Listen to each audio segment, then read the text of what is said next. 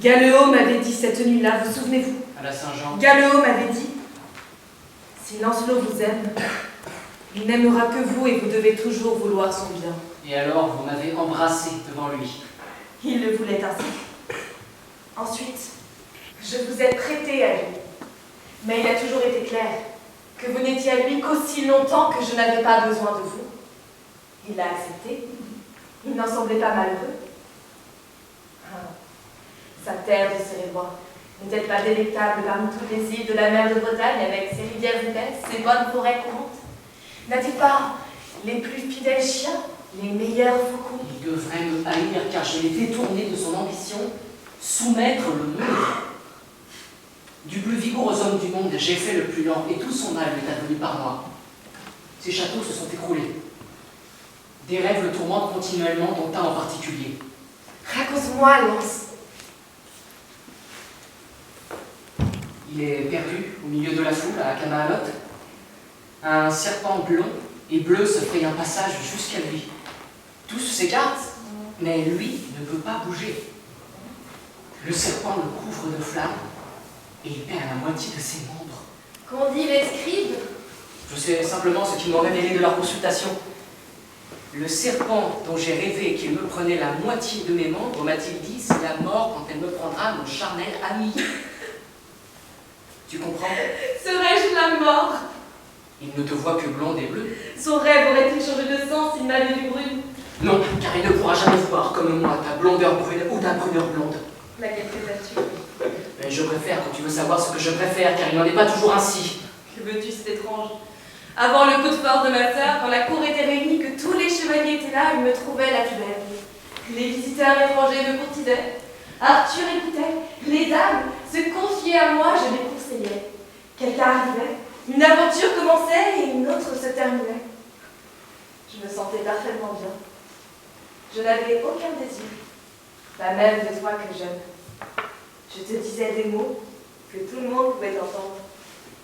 Tu semblais un peu malheureux. Cela me réconfortait. D'ailleurs, tu n'étais pas souvent là. Arthur était lointain, indulgent, affectueux et indifférent comme toujours. Cela aurait pu durer éternellement. Et aujourd'hui, j'aimais qu'on m'enlève, tu sais. Je faisais un long voyage où l'on s'occupait merveilleusement bien de moi, car on me respectait. Même si on m'enlevait par désir, ce désir ne pouvait aller jusqu'à la violence. Et je finissais par être troublée de provoquer chez un inconnu, un méléagant, un Valerin, une telle folie. Folie, car mon ravisseur ne pouvait pas réussir, puisqu'il y a Gauvin, puisqu'il y a toi pour me retrouver. Et alors, je commençais à penser à toi, comme si tu étais l'homme qui m'avait enlevé. je t'enlève quand tu veux. Idiot! Si tu m'enlevais, je ne pourrais plus t'aimer. Et puis tout a changé. Il y a un mois, alors que cela faisait si longtemps que tu étais absent, on a enlevé Arthur. On l'a détourné de moi. Ma sœur, cette version imparfaite de moi-même, commune et facile, je crois fort qu'il ne lui ait pas résisté. Au fond, et je ne peux le dire qu'à toi, je suis presque contente pour lui. J'ai souvent regretté qu'il ait si peu de plaisir avec les femmes et qu'il en éprouve tant à écouter ses chevaliers. Et que lui manquait-il? De s'intéresser plus à moi, pas seulement pour me montrer ou être plein d'angoisse quand on m'enlève. Si on m'enlevait, sans que je bouge de la cour, il se trouverait enfin dans une situation qui le passionnerait. Tu pourrais figurer ce constant ravisseur. Il ne le saurait pas vraiment, mais moi... Et constamment près de toi, Galéo en mourrait. Ah, n'y a-t-il donc que Galéo qui sache aimer? Faut-il être en péril de mort pour être aimé de toi?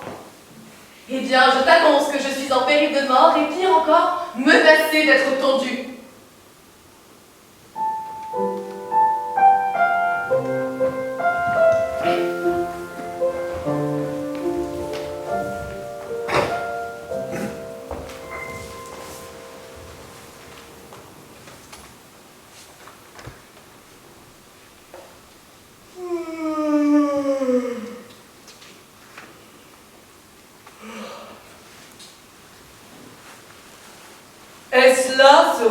d'Alexandre dont l'Europe nous rebat les oreilles, je n'aurais pas vu la lettre de votre cousin, le roi de Sicile, vous suppliant de lui en faire d'urgence une copie, que je n'aurais jamais cru possible qu'on s'y intéressât. Oh.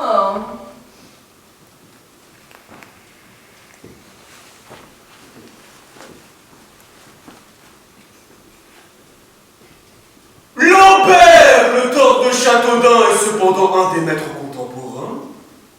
Mais peut-être que la vengeance d'Alexandre, de Jean le Nevelon, ou celle de Guy de Cambrai vous plaira davantage.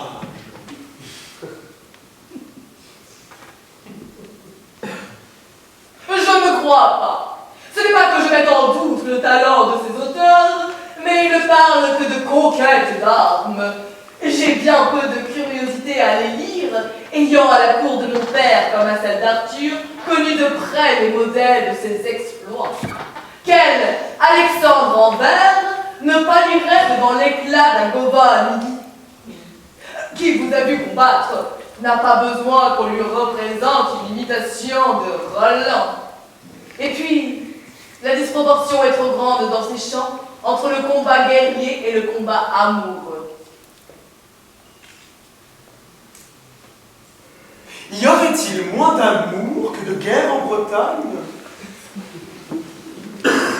Non, ce n'est pas cela. Les récits que font selon la coutume les chevaliers de la table ronde quand ils reviennent à Camelot ou à Carduel ne laissent rien dans l'ombre de leurs aventures, pas même leurs défaites. Mais leurs amours restent toujours obscurs, même et surtout quand ils les racontent. C'est pourquoi pour moi, un livre doit parler d'amour. Alors, lisez de la poésie. Ces livres que vous voyez reliés dans ma bibliothèque sont des poèmes et parlent donc de l'amour. Je n'aime pas la poésie. Elle m'ennuie, elle est difficile parce qu'elle ne raconte qu'elle-même. Moi, j'aime les récits qui racontent l'amour. J'aime l'amour raconté. Mais où avez-vous jamais entendu l'amour raconté? Raconte-t-on l'amour? On le dit si l'on aime. Enfant, ne sais-tu donc pas ce qu'est un roman?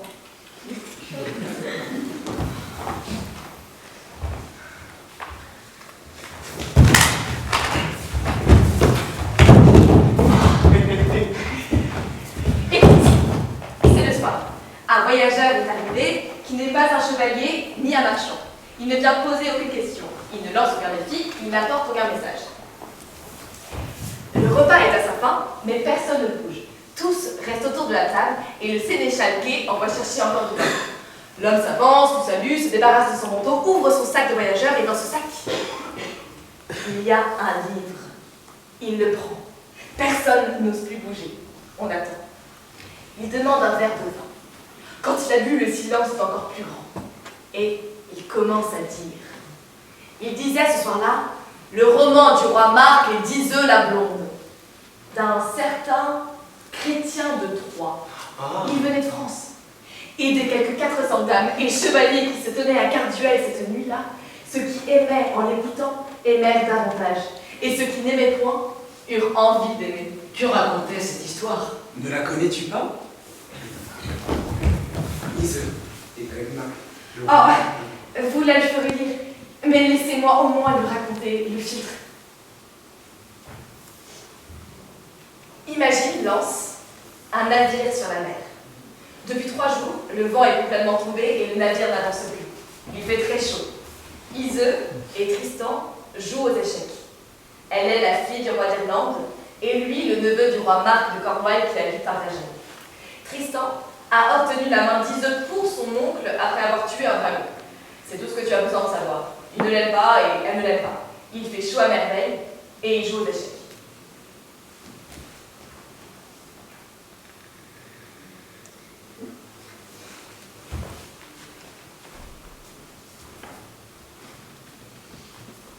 Or, la mère d'Iseux avait confié à la suivante Brangien un flacon contenant un vin d'herbe que sa fille et le roi Marc devaient boire le soir de la noce.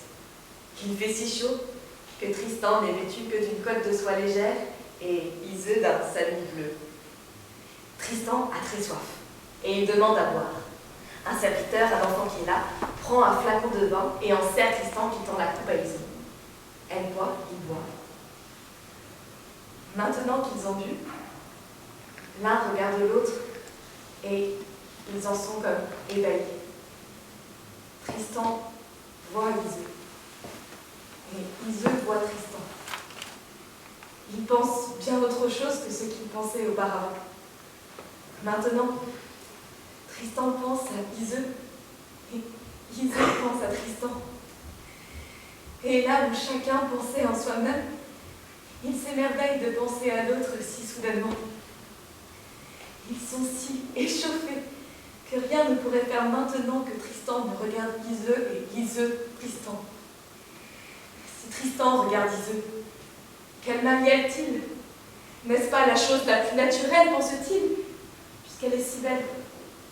Et si Iseux regarde Tristan, de quoi pourrait-on la blâmer, puisqu'il est le plus beau chevalier du monde, car il est aussi beau qu'elle est belle, qu'il est noble, elle est de haut lignage.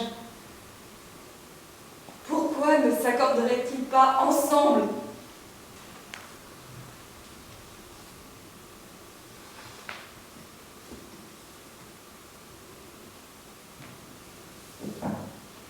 Mais Brangia, la suivante, est revenue. Elle est là, elle voit comment Tristan regarde Iseux Tristan. Elle voit le flacon sur la table, elle pâlit. Ils ont bu le vin herbé. Ils sont entrés dans le tourment qui jamais ne cessera jusqu'à leur mort. Elle jette le flacon à la mer, et dans le sillage du navire où il tombe, là où la mer s'ouvre dès que les gouttes du breuvage la pénètrent, il se fait une écume si épaisse et violente que nul aimant au monde ne parviendrait à la dissoudre. La coupe a roulé sur la table et Usdan, le chien de Tristan, lappe le fond de la coupe. Dès qu'il a bu, il regarde son maître, puis il regarde Iseux et il en est comme ébahi. Maintenant, il pense bien autre chose que ce qu'il pensait auparavant. Et le conteur ajouta que dès lors, Usdan connut le double amour comme il mourrait de la double mort. Ouf, ouf. Ils essaient de reprendre leur partie d'échecs interrompue, mais chaque fois que Tristan veut prendre la tour, il prend la reine. Chaque fois que Iseux croit jouer le roi, elle joue le cavalier. Bientôt, ils sont seuls sur le navire, et ils laissent le jeu. Et ils font de chacun de l'autre ce qu'ils veulent. Juste après, leur navire aborda une île. Le conteur vous a-t-il nommé cette île? Non. Il a seulement parlé des brumes qui l'entourent. Cette île est la plus petite de mon royaume, la plus embrumée des îles lointaines où nous sommes, et cette histoire en Lancelot est vraie. Elle est même si peu éloignée de nous qu'il t'arrivera peut-être de rencontrer Tristan. Il a donc bu le philtre que devait boire le roi Marc. Oui, l'enfant le leur versa par mégarde. Qu'avait-il besoin de philtre pour s'aimer? Vous aviez dit qu'ils étaient depuis plusieurs jours sur le navire. Le regard d'Iseux ne suffisait-il pas à Tristan? Oui, mais par le filtre, ils se sont aimés au même moment. C'est toute la différence. Et c'est ce qui me fait rêver dans le roman. Car dans la vie réelle, l'amour, s'il part de la dame, lui revient comme la lumière réfléchie par cet obstacle qu'est le cœur du chevalier, avec un temps qui peut être infini de retard. Le filtre est l'égalité de l'amour. Tristan voit Iseux à l'instant même où Iseux voit Tristan. Ce qui me frappe pourtant est leur silence. Quand j'ai pris congé de vous à la Saint-Jean, si je vous aimais déjà, c'est que votre regard avait été porté en moi par une parole de votre bouche. Vous avez dit adieu, vos amis. Le filtre agit instantanément. Il ne laisse pas le temps à la parole d'entrer dans le corps. Tu as raison. La parole seule est capable, comme dirait mon ami Cavalcanti, de faire trembler l'air de clarté. Sans elle, nous sommes aveugles. Mais vous, qui avez rencontré Lancelot sur un champ de bataille, enfermé dans une armure noire et blanc, vous n'aviez de lui ni regard, ni parole.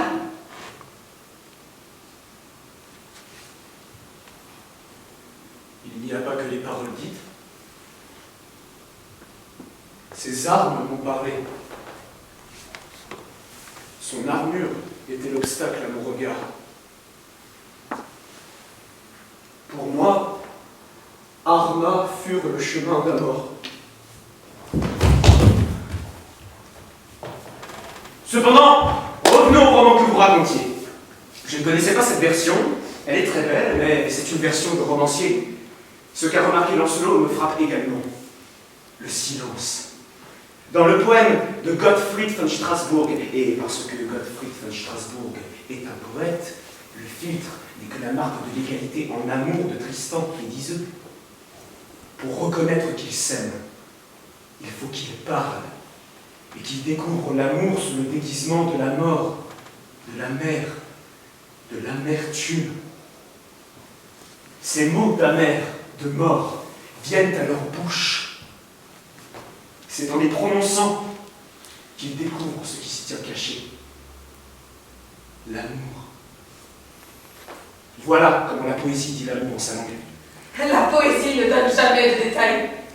Tandis que le roman raconte par exemple comme Iseux a ressenti en son corps l'envahissement du filtre, et comme elle a eu chaud et froid en même temps, si bien que sa robe fut sa bleu du bleu le plus étendu à la fois trop lourde et trop légère.